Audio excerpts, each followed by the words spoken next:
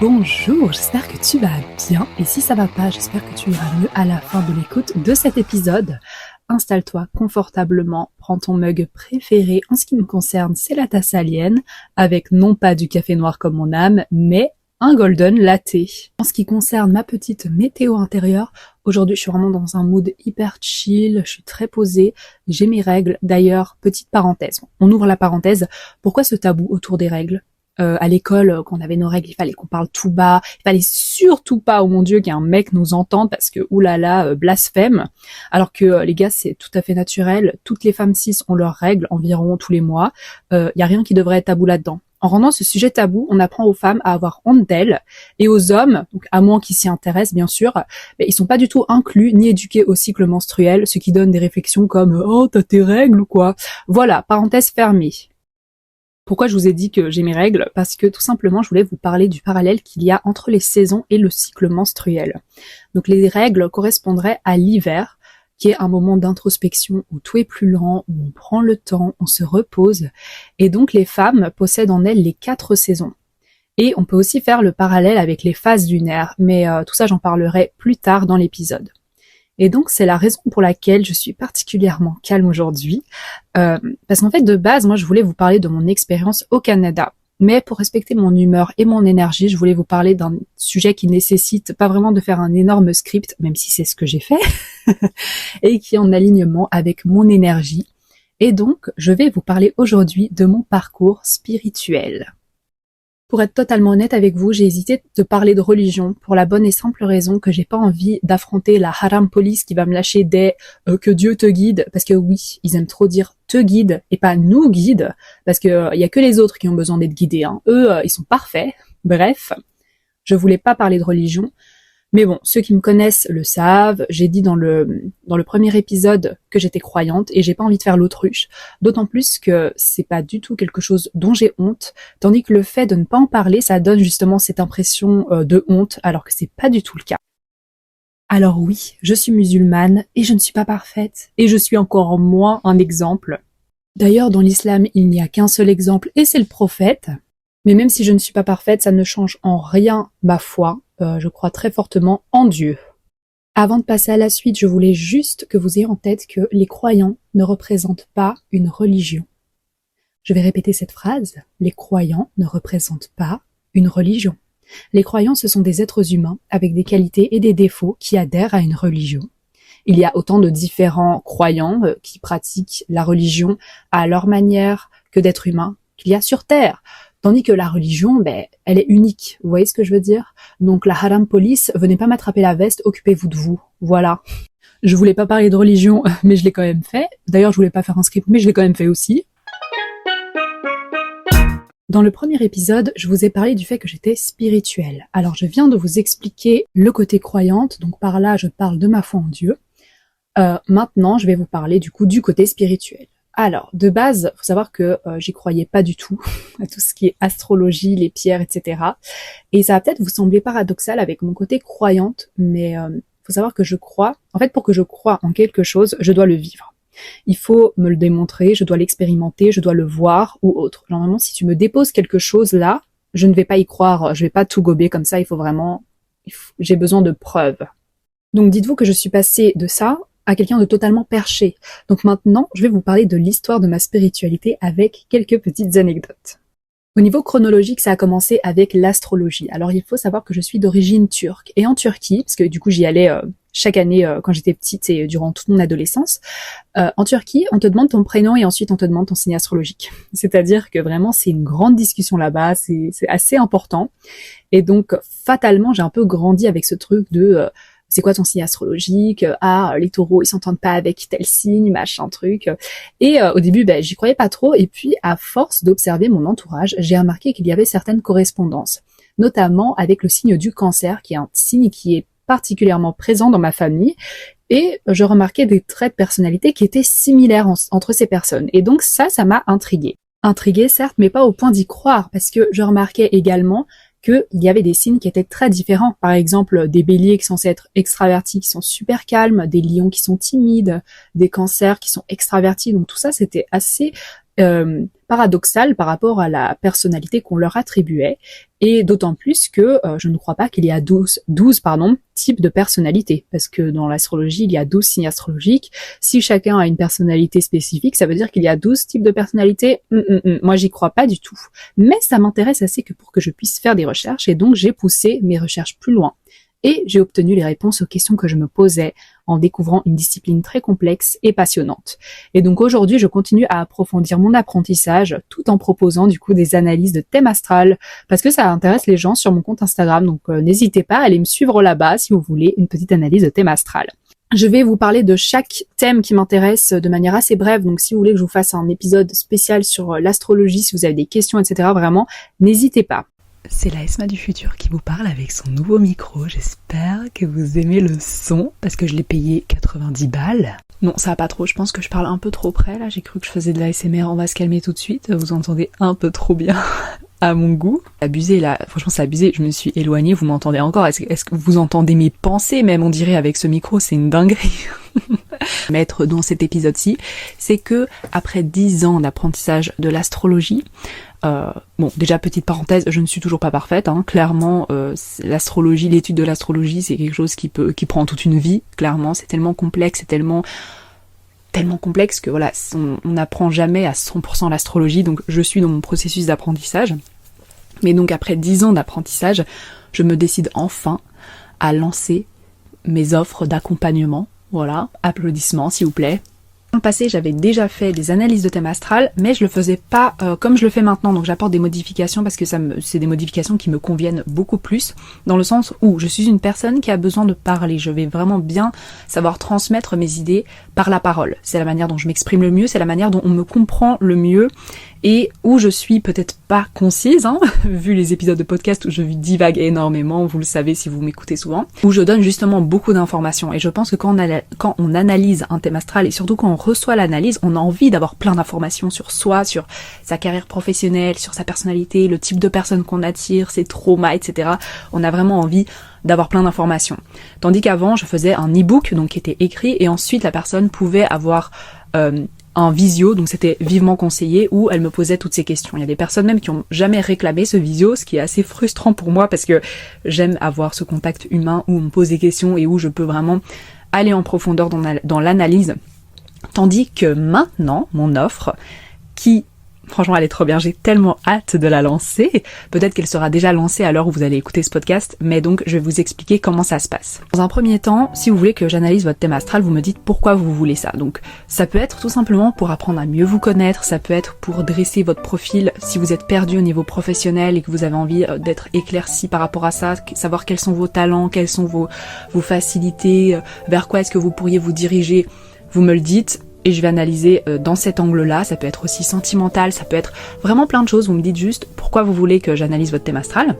Du coup, moi je note vos attentes, j'analyse votre thème astral dans mon petit coin, avec ma petite tasse alien et mon casque Sony, avec des petites musiques de studio Ghibli en fond. Et ensuite, une fois que j'ai terminé mon analyse, et évidemment en parallèle je prends des petites notes, hein, on fait un visio, durant lequel je vais vous communiquer mon analyse. Et ce qui est trop bien, c'est que je suis directement en contact avec vous. Ça veut dire que si t'as une question, tu me la poses directement, je te réponds. S'il y a quelque chose, une petite zone d'ombre que tu comprends pas trop, je vais pousser l'analyse, je vais faire en sorte que tu comprennes tout. Et puis même moi, des fois, dans l'analyse, il y a des choses qui sont un peu floues, que j'ai du mal à comprendre. Et donc, je vais t'exposer ce que je vois, et toi, tu vas vraiment m'aider à analyser. Donc, c'est une co-construction, ce que je trouve super intéressant et que j'adore. Et donc, suite à cette co-construction, l'appel est terminé, moi, je t'envoie mes notes, que je vais évidemment retravailler après l'appel, s'il y a des choses qui sont ressorties, s'il y a des choses que je veux approfondir dans mes notes pour que ce soit vraiment clair pour toi et que tu aies une trace écrite. Après, évidemment, si t'as oublié une question pendant l'appel et tout, enfin vraiment pas de panique, tu peux me la poser après. Maintenant, si 3 mois plus tard tu viens avec une question, ben là il faudra reprendre un rendez-vous, évidemment. J'ai eu aussi, petite anecdote, mon premier rendez-vous du coup astrologique hier, parce que j'ai testé cette formule, et vraiment, c'était génial. J'ai trop hâte d'avoir le retour de ma cliente. En tout cas, elle me l'a déjà dit oralement, et puis, enfin, voir le visage de la personne pendant que j'analyse son thème astral, pendant que je lui donne l'analyse, c'est tellement gratifiant parce que elle se sentait vraiment, elle se sentait comprise en fait. Tu vois que tu mets des mots sur ce que la personne a du mal à voir et a du mal à comprendre, et c'est tellement enrichissant. Enfin bref, voilà, j'ai vraiment adoré, trop hâte d'avoir son retour. Et donc n'hésitez pas, j'imagine que soit l'offre elle est déjà lancée à l'heure où vous écoutez ce podcast, soit l'offre n'est pas encore lancée et donc il faudra attendre et me suivre sur Instagram sur le compte Natural Butterfly pour avoir plus d'informations et être les premiers au courant quand je lancerai l'offre. En tout cas voilà, je suis trop contente, je vous laisse avec la suite. Bisous bisous avec mon nouveau micro. Ça va faire mal aux oreilles, hein, je vous préviens déjà. Quand vous allez passer avec mon micro-cravate, ça va faire mal aux oreilles, mais c'est pas grave. Le prochain épisode, ce sera toujours avec mon micro-cravate parce que je suis une femme qui prend de l'avance au niveau de mes podcasts. Mais du coup, le prochain, ce sera avec cet incroyable micro qui a coûté 90 balles. Allez, bisous! Un soir, je me promenais sur Pinterest parce que oui, TikTok n'existait pas encore à ce moment-là. Et je tombe sur un article qui fait le parallèle entre le cycle menstruel et le cycle lunaire. Autant vous dire que ça m'a trop intriguée. Du coup, j'ai directement été sur mon application qui suivait mon cycle menstruel. Et là, je vois que les cycles lunaires correspondent à mon cycle menstruel. Donc, je m'explique. En gros, ça disait que pendant la pleine lune, tu ovules. Donc, il faisait un peu un parallèle entre le rond de la lune et le rond de l'ovule. Et pendant la nouvelle lune, tu as tes règles. Donc, ça symbolise la fin et le début d'un nouveau cycle. Et les règles, c'est le premier jour du cycle. Ou alors, c'était l'inverse. Moi, personnellement, c'était l'inverse. À chaque pleine lune, j'avais mes règles et j'étais réglée comme une horloge. Je pourrais faire tout un épisode de podcast entier là-dessus parce que vraiment, là, j'ai vraiment abrégé parce que c'est quand même beaucoup plus complexe et beaucoup plus intéressant que ça. Donc, dis-moi si ça t'intéresse, que je te parle du cycle féminin, de comment le comprendre, comment vivre en fonction de son cycle, les moments, par exemple, les plus propices à la productivité, parce que c'est vraiment un sujet qui m'intéresse, qui me passionne. J'ai lu énormément de livres sur le sujet, donc n'hésite pas à me le dire. Comme je te l'ai dit au début, j'allais chaque été en Turquie quand j'étais ado. Et là-bas, en plus de l'astrologie, ils sont à fond dans les pierres. Donc tu retrouves souvent des petits stands de vente de pierres avec des dames qui te vendent des pierres avec des vertus de protection, qui attirent l'amour, etc. Elles sont hyper convaincantes, toutes gentilles et tout, t'as vraiment envie de les croire. Et ma cousine, elle était à fond là-dedans. Elle y croyait de fou, mais moi, pas du tout. Je me disais, mais c'est quoi ce bullshit? Genre, on dirait c'est une pierre qui va me protéger, enfin, n'importe quoi. Puis, des années plus tard, je suis tombée sur le site WooMoon qui proposait des box. Donc, juste pour vous remettre dans le contexte, à ce moment-là, du coup, j'avais le parallèle entre cycle menstruel et lune. Et ici, justement, c'était des box pleine lune et nouvelle lune avec des tisanes, des carnets pour faire du journaling, etc. Donc, clairement, j'étais la cible de ce produit. Et dedans, il y avait des pierres. Personnellement, si j'ai commandé la box, c'était surtout pour le côté lune, cycle menstruel, etc. et pas du tout pour les pierres. Alors là, mais bon, elles étaient dedans. Du coup, j'ai quand même commandé la box. Et quand j'ai reçu ma box, j'ai vu les pierres et je me suis dit, waouh, franchement, c'est trop bizarre dit comme ça, mais je les trouvais tellement belles. En vrai, même si vous croyez pas aux pierres, que vous trouvez ça nul, que vous trouvez ça bizarre et tout, on ne peut pas nier, il y a certaines pierres qui sont vraiment magnifiques. Et donc au début, je les trouvais simplement très belles. À nouveau, vous commencez à connaître la chanson, j'ai fait des recherches et aujourd'hui j'ai même suivi 2 formations sur le sujet. J'ai lu des livres, j'ai entendu des témoignages et j'ai moi-même vécu des expériences qui m'ont confrontée au, entre guillemets, pouvoir des pierres. À nouveau, je vais pas trop m'étaler parce que je sens que cet épisode va être super long si je continue à parler comme ça.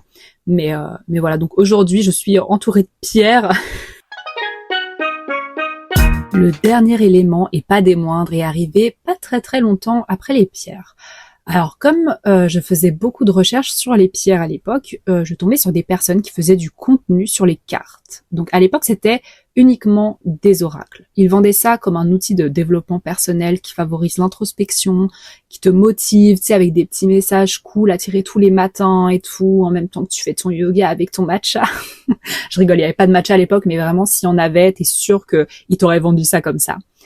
À ce moment-là de ma vie, c'était pas trop la joie. Donc clairement, tirer des cartes tous les matins qui me disent des petits messages mignons, etc., j'allais clairement pas cracher dessus. J'ai donc commandé mes premières cartes. Alors à l'époque, c'était des cartes vraiment toutes roses, toutes pastel, toutes douces, vraiment des cartes toutes mignonnes, quoi. Et c'était uniquement dans un but de développement personnel, donc pas du tout divinatoire. Et puis là, mais vraiment pas, je pense que parmi tout ce dont je vous ai parlé aujourd'hui, les cartes, c'est ce qui m'a le plus étonnée. Alors, je tirais les cartes tous les jours, comme je vous ai dit, pour avoir des petits messages de soutien. Et je peux vous dire que je suis tombée sur le cul. Alors, je vais vous donner un exemple. À l'époque, j'avais une personne dans ma vie qui était totalement malhonnête vis-à-vis de moi, clairement, disons les termes. Et moi, personnellement, j'avais vraiment confiance en cette personne. Donc, je ne me doutais pas une seule seconde que cette personne était malhonnête avec moi. Moi, j'étais dans le déni total. Je pensais que c'était quelqu'un de bien qui voulait mon bien, ok? Et un jour, je fais un rêve où cette personne fait quelque chose et je vois son vrai visage. Et je me réveille, je suis choquée, parce que jamais de la vie, dans ma tête, à ce moment-là, je me dis, mais jamais de la vie, cette personne, elle va me faire ça. Du coup, pour me rassurer, je fais un petit tirage en me disant que les cartes, elles vont me rassurer, parce que c'est des cartes pastel, roses, toutes mignonnes, en me disant, n'aie pas peur, tout va bien se passer. Et donc, je fais mon petit tirage, et là, tenez-vous bien, je tire la carte, dessus il est écrit « Aie confiance au doute ». Faut savoir qu'en général, quand t'achètes un oracle, t'as un livret d'interprétation pour toutes les cartes, donc t'es pas juste avec cette phrase « Aie confiance au doute », t'as vraiment un message qui est écrit à l'intérieur. J'ai limite envie de vous le lire, mais vas-y, ça va être trop long, mais en gros, ça disait tu vois cette petite voix que tu as dans ta tête quand tu as un doute qui te dit que cette personne te veut du mal, etc. Eh ben, il faut l'écouter. Cette voix a raison. Et vraiment, j'étais là, mais au secours, c'est pas du tout ce que je voulais que vous me disiez, quoi. Autant vous dire que je ne les croyais pas du tout. Alors là, je suis bien restée dans mon déni en me disant non mais jamais cette personne, elle va me faire ça et tout. MDR, eh ben autant vous dire que cette carte, elle avait archi raison. C'est tout à fait ce que cette personne me faisait derrière mon dos et que je ne savais pas. Sauf que les cartes, elles ont essayé de m'ouvrir les yeux. Donc bref, des exemples comme ça, je peux vous en citer mais des milliers. D'autant plus que je ne tire pas les cartes uniquement pour moi. Donc j'ai vraiment beaucoup d'exemples comme ça qui sont hyper parlants. Donc vraiment les gars, moi les cartes, je rigole pas du tout avec ça. C'est pas un jeu, j'y crois de ouf. Dites-vous que je suis quand même passée de meuf sceptique à y croire de ouf quand même. Hein. Je tiens quand même à dire que je suis consciente que tout ce que je vous dis là, c'est pas du tout scientifique et je ne veux convaincre personne. Par contre, là je vous parle juste de mes expériences personnelles, je ne veux convaincre personne. Alors à nouveau, je pourrais vous faire un épisode entier sur les cartes, sur ma philosophie d'utilisation des cartes, mes anecdotes, parce que non, je ne suis pas Madame Irma qui va te dire, tu vas rencontrer quelqu'un cet été, etc. Parce que pour moi, ça c'est du bullshit. Genre vraiment garder en tête que dans ces domaines-là, il y a beaucoup de charlatans qui monétisent la misère des gens et qui cherchent à vous créer des addictions au tirage, aux pierres, etc. Je suis totalement contre ça personnellement. Tout ce dont vous avez besoin pour évoluer se trouve en vous. Vraiment, gardez ça en tête, tout ce dont vous avez besoin pour évoluer se trouve en vous. Et tout ça, les pierres, etc., pour moi, ce sont des supports dont tu peux les utiliser, mais ils sont pas indispensables et il faut pas les utiliser de manière malsaine. Pour moi, tout est une question d'équilibre et j'allais dire de philosophie, mais c'est pas vraiment philosophie, c'est plutôt éthique. Par exemple, à chaque fois que je tire les cartes à quelqu'un, je lui dis tout le temps que rien n'est gravé dans la roche, qu'il ne faut pas avoir peur, que pour moi les cartes c'est comme une amie qui te donne un conseil. Ton amie elle va pas te prédire l'avenir. En général les amis ont souvent raison. Hein, quand elles te disent, par exemple mes cartes là qui m'ont prévenu qu'il fallait que je fasse confiance au doute, je les ai pas écoutées. Si elles pouvaient parler, elles m'auraient dit ah bah tu vois, j'avais raison. Donc pour moi les cartes c'est un peu ça. Vous voyez ce que je veux dire? C'est pas Madame Irma, mais si elles te donnent des conseils et que tu les écoutes pas, ben elles te disent quelles seront les conséquences. Vous voyez ce que je veux dire? Donc c'est pas vraiment une question de prédire l'avenir, mais plutôt de le construire sur base de conseils. Je sais pas si c'était vraiment clair ce que je dis, mais en tout cas, il n'y a vraiment pas de quoi avoir peur. C'est pas, comme je dis, gravé dans la roche. Pour moi, c'est vraiment juste comme des amis qui te donnent un conseil, quoi. Mais voilà les gars, c'est tout ce que j'avais à vous dire aujourd'hui. N'hésitez pas à me dire s'il y a un sujet qui vous a intéressé, que vous avez envie que j'approfondisse. En tout cas, moi, je vous souhaite une belle vie, et oui, c'est toujours aussi gênant. Allez, bisous, ciao.